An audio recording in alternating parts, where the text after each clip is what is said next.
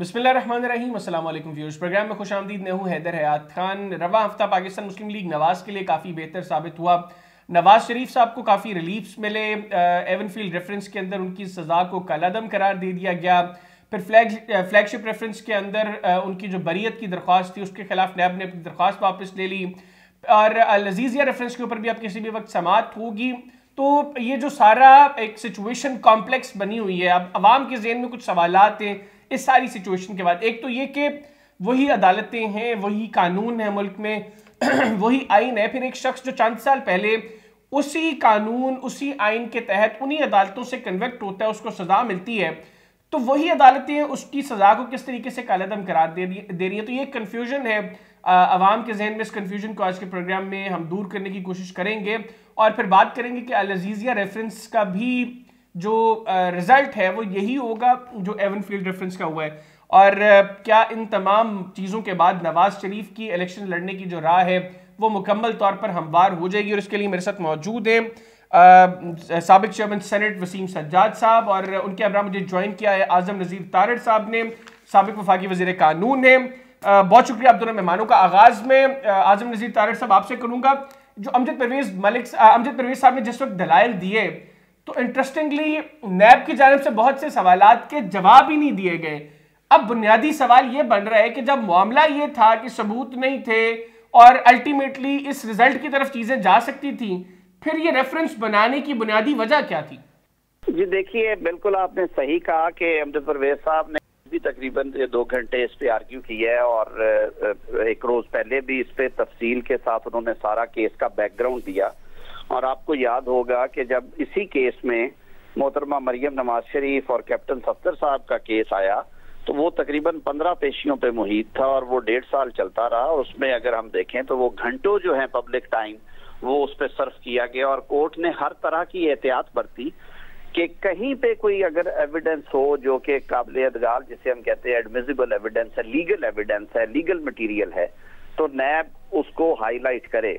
आज भी अमजद परवेज साहब ने बड़े मुदल्लल दलाइल दिए, लेकिन उन्होंने सारे केस का उन्होंने सर्वे जो है और डायसेक्शन जिसे कहते हैं वो करके कोर्ट के सामने रखा और कोर्ट को उन्होंने बताया कि जी ये इल्जाम था, ये फर्दे जुर्म था, ये तफ्तीश थी, ये शहादत आई और फिर ये फैसला ऑलरेडी इस कोर्ट का आया। और ये सुप्रीम कोर्ट और हाई कोर्ट ने इसी तरह के केसेस में आम लोगों के मुकदमात में ये जजमेंट्स दी हैं जो कि बाइंडिंग है इस अदालत पे। और आज फिर अदालत ने नैब को एक दफा जब अमजद परवेज साहब ने अपने आर्गूमेंट्स खत्म किए तो फिर कहा अदालत ने नैब के प्रोसिक्यूटर को कि आप कुछ ऐसी शहादत है जो आप समझते हैं कि अभी हमारे सामने रखी जा सकती है और फैसला मुख्तलिफ हो सकता है। तो पिछली दफा की तरह जो कि 2022 में हुआ था उनके पास कोई ऐसी चीज नहीं थी। उसकी वजह यह है कि कोर्ट ने ये सारी एविडेंस ऑलरेडी एक दफा स्कैन की, पेज टू पेज देखा और कोई ऐसी शहादत नहीं थी जो कि कनेक्ट करती इस जुर्म के साथ जो कि इल्जाम आयद किया गया था मियां नवाज शरीफ और उनके बेटों और बेटी पे, जो उनको इन प्रॉपर्टीज के साथ कनेक्ट करती और वो जुर्म की जद में आते। और ये आज की जो बरीयत है अल्हम्दुलिल्लाह ये मेरिट पे उन्हें बरी किया है कोर्ट ने मुकदमा सुनने के बाद। और नैब को पूरा मौका दिया कि अगर रिकॉर्ड के मुताबिक वो इसको डिफेंड कर सकते हैं इस कन्विक्शन को तो वो जरूर दलाइल दे। उन्होंने दलाइल दिए भी और अल्टीमेटली अल्लाह ताला ने सुरखरू किया मियां नवाज शरीफ को और उन्हें बाइज्जत बरी कर दिया गया। बिल्कुल ठीक। अच्छा वसीम सज्जाद साहब, आप ये बताइएगा कि ये जो नवाज शरीफ साहब एवनफील्ड रेफरेंस के अंदर बरी हुए हैं, अब बहसियत एक तालिब इल्म के, सहाफत के, सियासत के और कानून के, मेरे जहन में एक सवाल है कि एक शख्स जो मुल्क का वही आइन है, वही अदालतें हैं, वही कानून है, एक शख्स को चंद साल पहले वही अदालतें, मुल्क का वही आइन और उसी कानून के तहत कन्विक्ट करके सजा दे देती हैं और फिर चंद साल के बाद वो शख्स बरी हो जाता है। तो आपके नजदीक ये मामला क्या है? और दूसरा सर, ये जिस तरीके से ये सारा मामला हुआ है, आपको नहीं लगता कि ये एक सवालिया निशान खड़ा हो गया हमारे जुडिशल सिस्टम के ऊपर?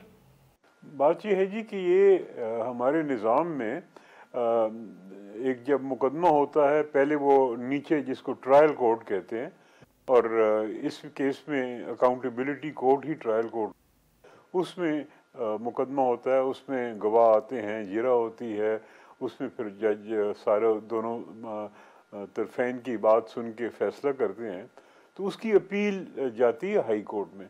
हाई कोर्ट में दोबारा गवाह नहीं आते, कोई जिरा नहीं होती, वो जो रिकॉर्ड बन गया होता है उस पर वो बहस करके तो फिर उसको फैसला करते हैं। यानी जो चीज़ नीचे होती है उसको नज़रसानी अब समझ लें, और फिर इसके बाद सुप्रीम कोर्ट में भी जा सकते हैं।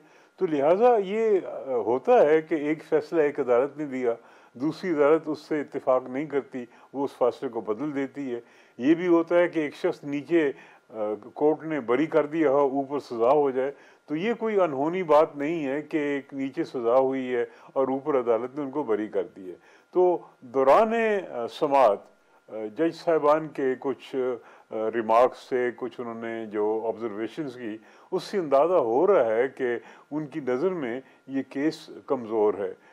चीफ जस्टिस साहब की एक रिमार्क आया था कि जी चार्ज ही सही फ्रेम नहीं हुआ, और फिर कभी नैब ने पूरी इन्वेस्टिगेशन ही नहीं की।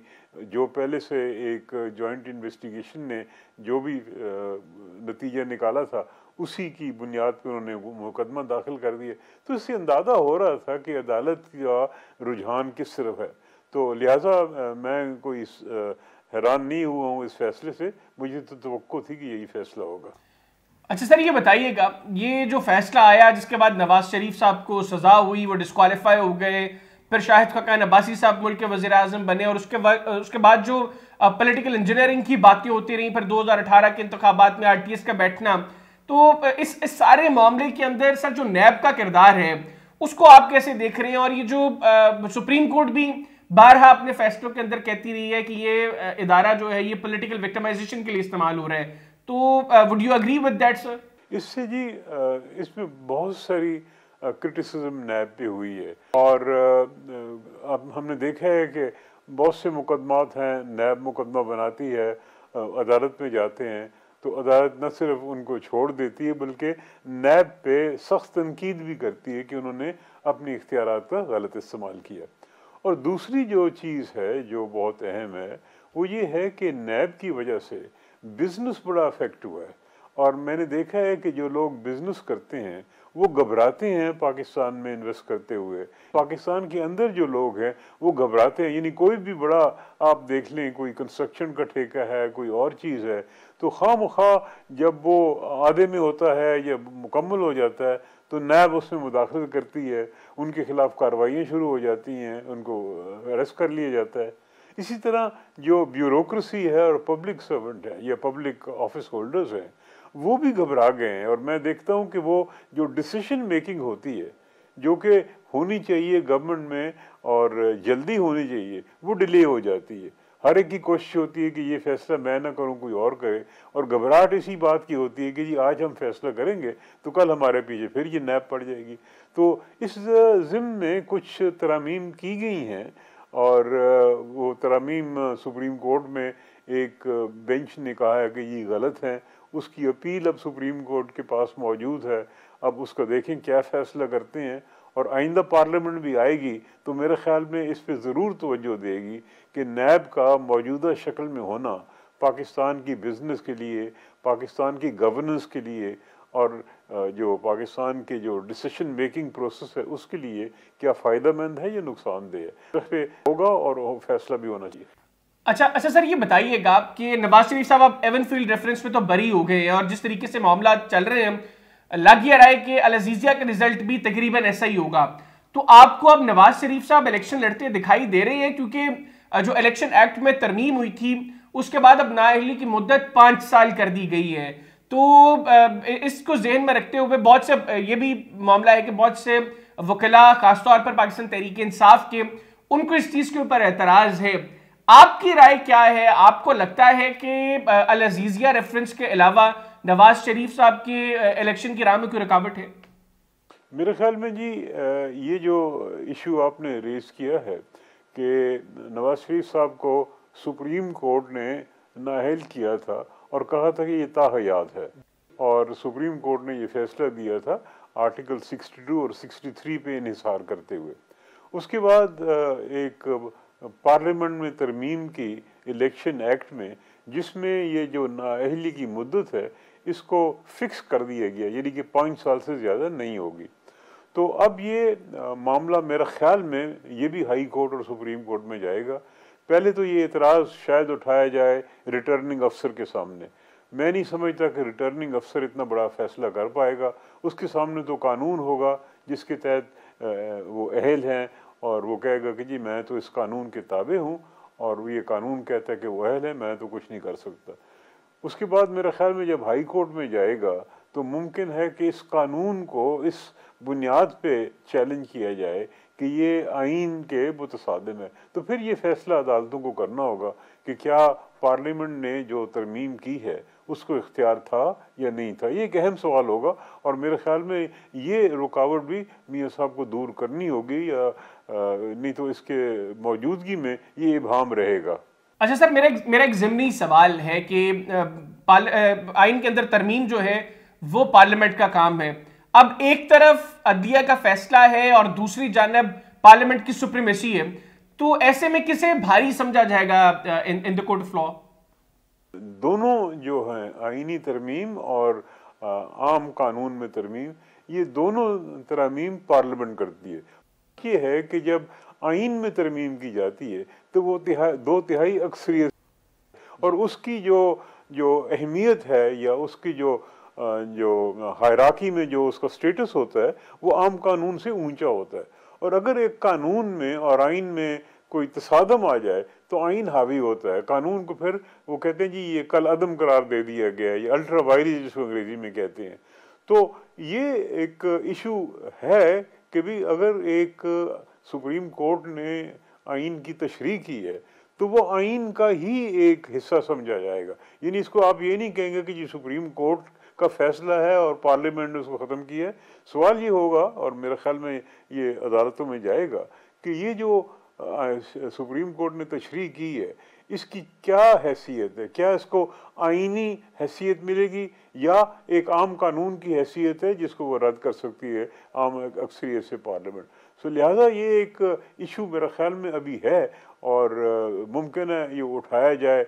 मुझे तो शायद मैंने पढ़ा था कि किसी ने ऑलरेडी हाई कोर्ट में ये सवाल उठाया हुआ है, लेकिन आइंदा क्या होता है वाक़यात ही बताएंगे क्या होता है। बिल्कुल ठीक, बहुत शुक्रिया सर, आपने प्रोग्राम के लिए खुसूसी तौर पर वक्त निकाला।